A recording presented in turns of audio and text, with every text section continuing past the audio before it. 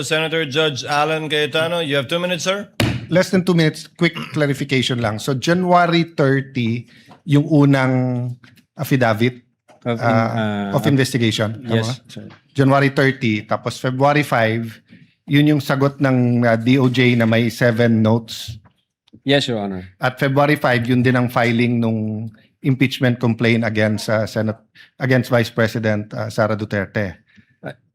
And then, which you said wala ka knowledge doon. I'm just looking at the dates.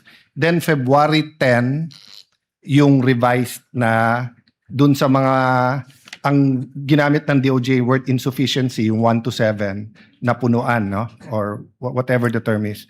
So, ang sagot ng witness, sir, sagot mo yung February 3, baka attachment lang kasi nung una yon. Yes, sir, I think so. Sir. Pero hindi siya pwedeng attachment nung una kasi January 30 sinubmit yun eh. So, hindi ka naman pwede mag-submit ng January 30 na attachment mo February 3. So, you went 3 days into the, or 4 days into the future kasi may 31 yung January. Well, sir, siguro ang makakasagot po niyan si Agent Calilong, sir, since Okay, siya ang yeah. signatory doon. I don't think you can answer it. Point ko lang, hindi logical na it was an attachment sa January 30 because wala pang February 3 nun eh. So hindi pwedeng post-dated affidavit.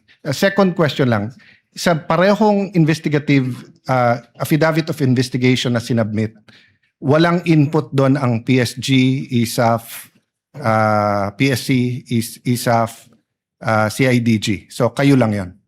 A statement, Your Honor, yung in-attach po namin. Yes. So what I meant is that questions kanina nung many here, including the Senate President Win Gatchalian, na did you consult the investigation ng PSC, etc. So nung final nyo to, walang input directly or indirectly ang Presidential Security Command, ang ISAF, ang PNP, CIDG, and anyone else, the National Security Council. So purely NBI to.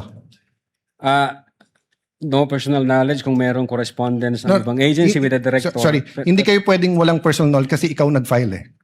Ikaw nakapirma dun sa affidavit. So you would know whether dun sa affidavit na yon they had input or not. No Yes, one Your else Honor. could know because you're the one who signed it. Yes, Your Honor. Insofar the Cybercrime Division is concerned, kami po yun yung gumawa Yes. noon. So the answer is they had no input. Hindi ko alam kung... well, insofar as the affidavit is concerned, amin po yun, Your Honor. Now, kung correspondence between other agencies and the NBI, hindi ko na po alam kung may usapan Okay. yung Thank you. director Thank you, at saka ibang Mr. agency. Presiding Officer. Thank you.